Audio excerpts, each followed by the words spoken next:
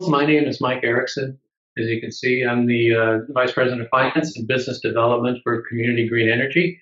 When I'm not in the office conducting webinars, I travel lately between Minnesota all the way up to Massachusetts, meeting with municipalities, sustainability groups, and other renewable energy interests, looking to lever community solar as an opportunity to enhance their own communities. And we hope that if you are familiar with community solar, whether it's a little or whether it's a lot, and I'm sure you've heard plenty about it in Minnesota lately. But what we want to do today is provide you a little overall synopsis of community solar. We're doing it in schools, for schools today, so it'll be kind of like a little community solar 101 program. A little bit about the structure today. We're going to hope to get through this in about 15 minutes and give us plenty of time for any questions. For those of you who are not too familiar with community solar, let's take a quick look at how community solar works. And we will, to date, there probably have been over the last several years many versions of community solar models. And the idea has been to try to define it better and make it more standardized. So when we talk about community solar, you understand what the program is and what the structure is. And the idea is, from standardization, really has been driven by those states that have enacted solar laws, community solar statutes, Minnesota being one of them, and there are several others. And the standardized model goes something like this. You have a developer who comes into the state or the region when programs can work. And what they actually do then is look for sites and work with host sites to find a good spot for a central solar array. That central solar array then would be selling the power directly, like in Minnesota, to Xcel, to the utility, directly to the grid. In turn, then, the utility purchases that energy from the central solar array and pays in the form of bill credits to participants who purchase panel production rights or panel production from the solar garden operator. In return for their purchase, they get the on-bill credit. So the on-bill credit, obviously and typically, is larger than what the participant pays for the energy, thereby creating a value for participation, in that solar community solar project. So why is community solar a real interesting proposition? Well, as you've probably heard, as many as 75% of those of us, who live in our residence and areas are not able to put solar on their home or their business. Many of us rent, and there are many renters. They don't have or own their own roof. Those who do have their own roof typically have poor orientation. They're shaded, or the house faces the wrong way. And some are simply, it's a matter of cost. Solar still is fairly expensive as far as paying for it up front. So that's been a barrier to the advancement of solar for most of us. So community solar then actually addresses that inequity and democratizes solar energy for everyone, allowing people who choose to reserve some production in a community solar garden array. So those that purchase panel production receive credits on their electric bill as if the solar was on their own roof. And that's what state solar, community solar statutes have done, is mandate that the utilities, the investor-owned utilities, provide that administration mechanism to credit the energy to their account for what they own. The neat thing about community solar gardens is you have a third-party developer who usually owns and operates the garden on your behalf, and that way they insure, and they're typically have tax liability. So they use the tax credits and maximize those that allow and pass through lower costs for everyone.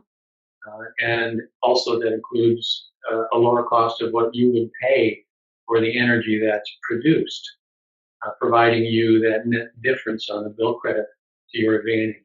The system, in addition to the rest of this, is maintained, so it functions at the highest level by that solar operator who is experienced and skilled in doing so.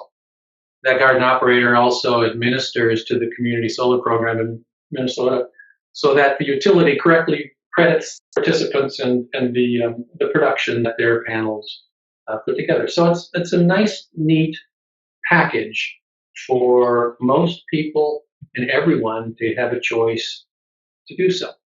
Because we're building a case here, let's look at solar and schools together for a moment.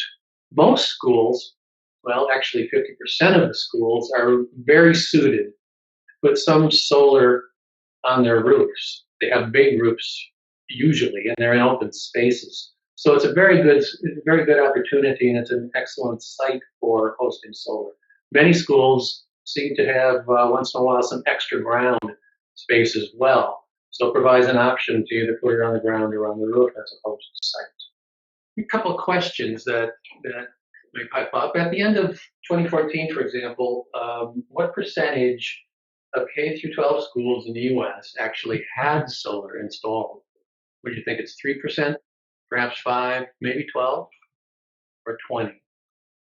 The answer actually is just 3% of the schools estimated in the U.S. have solar installed on site.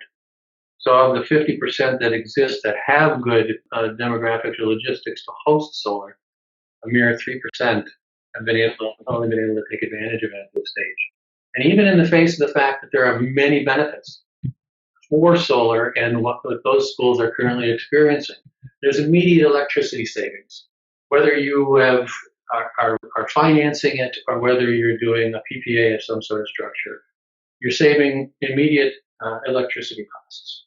Most schools, most municipalities over the last several years have also established committees or commissions to address sustainability goals and objectives for their entities and their towns. This is a great way of meeting those sustainability goals. In addition, for schools as a school site, solar gardens or solar arrays become great educational opportunities. And in many different aspects, a solar garden or a solar array, it provides opportunities for teaching opportunities in many different areas regarding science, math, economics, and even environmental curriculum. Let's look at another question. How much money does the average school save annually on electricity by going solar? Would you think it's 1,000, perhaps even 11,000? 21,000, maybe 31,000. Studies show that on average, a school can save approximately $21,000 annually by converting to on-site solar energy. And there's multiple ways, depending on how the solar is installed there, that you can attain that kind of savings. Look at one more thing, because all of these are interrelated in a way. What percent of solar systems on schools are financed through third party? 15%, then 35, perhaps even 60, maybe even 90. The answer is, of course, schools don't have a whole lot of extra capital laying around, so 90% of the systems on schools are financed through a third party. There's multiple ways of doing that, and it's kind of important to look at those. It affects why such a small percentage of schools actually still are only participating in on-site solar arrays. Financing options actually come in two different packages. The typical ones that have been used for schools across the country have either been through loans or leases, or at the end of the loan or lease you purchase it, or many have obviously done local or bonding, provide capital to build the systems. All of those are cost options. During the term or initial term or during the terms of the loans, leases, or the bonds, you're paying for that system. Remember the 21,000 on average savings. That could be skewed a little bit because it's savings actually off of your electric bill, but it doesn't take into what you're paying for.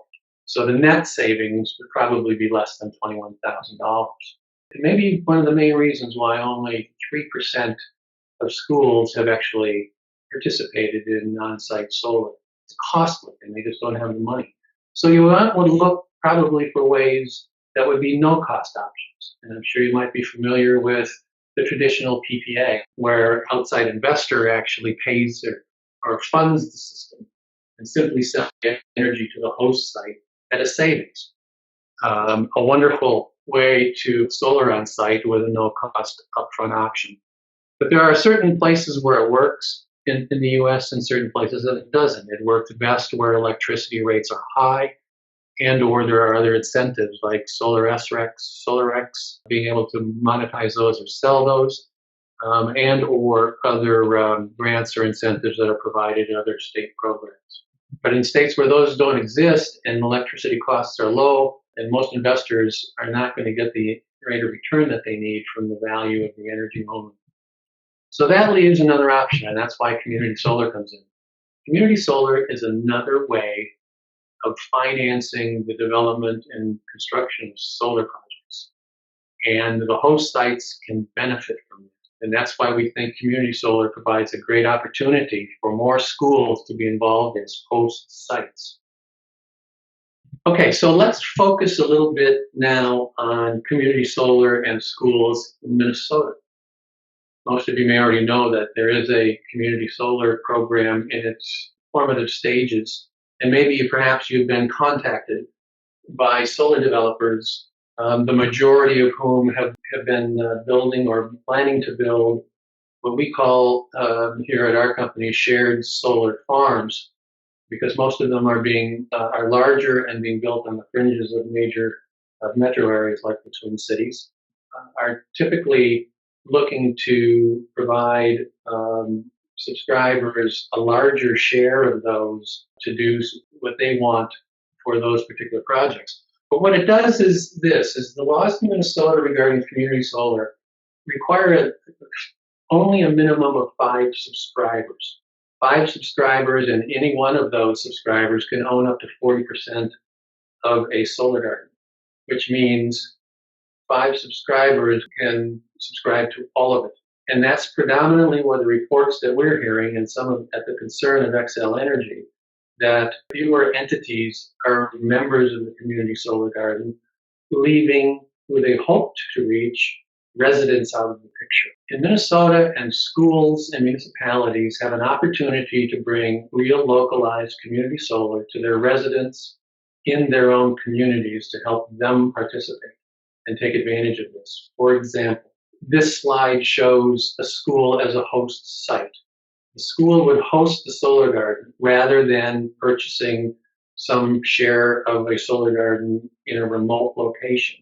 But the purpose of this is to localize it and bring opportunity to those who have a tie to the school, and that is your community residents. So the programs that can exist for schools as a host site would be to host it for something like a no-cost subscription for 10 to 15% of that solar garden.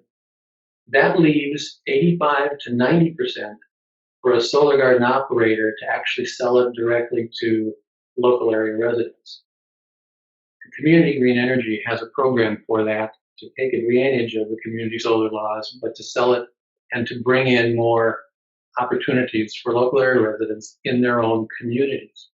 What this does for you as a host site, the benefits aren't going to a few, but they're getting to the local area residents who can participate in it too. So we have the idea of having 5 subscribers in a larger solar farm eliminates the need to go out and present opportunities for local area residents to save money. And when they do, the local area and the local community is much better off, because putting more money back into the community allows the opportunity for that money to be recirculated into the community. And that is good for the economic development of most communities. Hosting a community virtual solar garden at your school provides a win-win pretty much for everyone in the community. The school saves money on electricity by having a no-cost, no upfront cost participation in the solar garden that they themselves host. Subscribers in your local area as taxpayers save money. They're reducing the cost that the school has to pay for electricity, and therefore get the taxpayer either gets more money out of their tax dollars in their own community, or they save some. It helps the local economy because if you can get more people involved in your own community, saving money, it's easy to see that a few extra dollars in your pocket can be a benefit to the local area economy. Of course, assuming that those extra dollars can be spent locally. Doing it as a local project, you're actually showing green. You're showing your own local community's commitment to sustainability. It also engages the community because it's in sharing those same goals to provide a green program and a green project that actually is used in your own community. And of course, it saves the participants money. If they can purchase electricity from their share of the solar garden panels at 11 cents and get a 14-cent credit on their bill, they earn money. And over the long term, those dollars will typically grow. Of course, it's an education tool, as I mentioned earlier. The solar garden at the school is going to have a good teaching facility on site with a little kiosk and a dashboard program that provides opportunities for science classes, math classes, and economics classes to do a little curriculum around the data being presented off of your own solar garden. So it's a whole program, and hosting your own community solar in your own local provides an opportunity for all of this, as opposed to individually or singularly looking to participate in a remote solar farm, which is not a bad idea. There's just another way that is an option for you, and as a host and finding host sites to bring the most and maximum benefit to your own community. So community solar, and wrapping this up, is a great way to host real localized community shared solar. It's a great way to show green, and it's a great way to learn with green.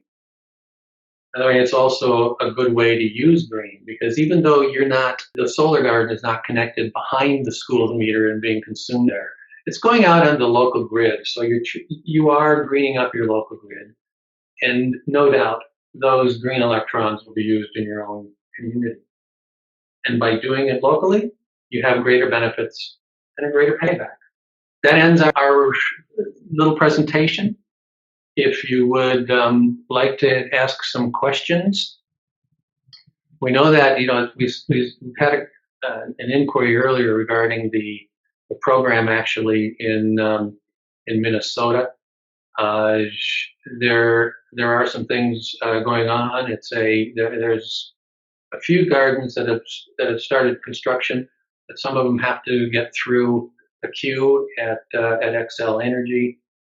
But that's what a good developer can help you do in order to get your own garden in the application process and get it through. The question submitted asks how many schools in Minnesota are participating in this. Good question. The only thing that I'm aware of at this point, we've been in direct contact with a few schools, is that they may have been, and through the district offices or through the higher ups, have been contacted by the larger solar developers to actually purchase some subscriptions in theirs. They're looking at selling a larger share again to try to fill up those 1 megawatt solar gardens with 5 subscribers.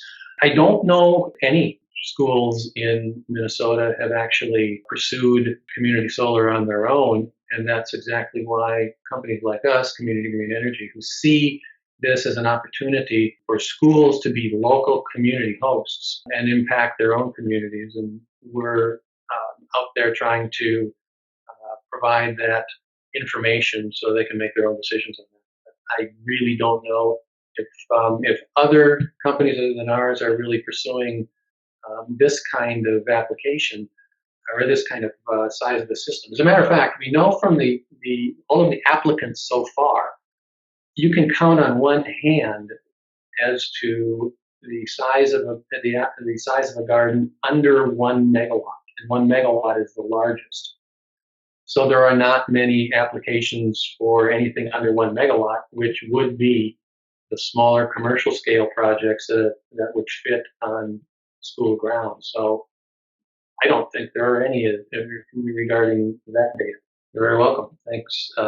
There is a lot going on in bringing in renewable energy to schools, and I do think that that it is one of the best places to do so. We do a lot of work and contact a lot of municipal government officials to find locations that the cities and towns own, and those could be anything from landfills to buildings that they're large enough on.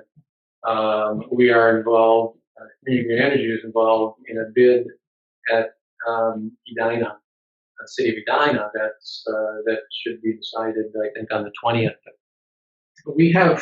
We've been able to reach um, city officials, and hopefully now we're going to do the same thing with school officials.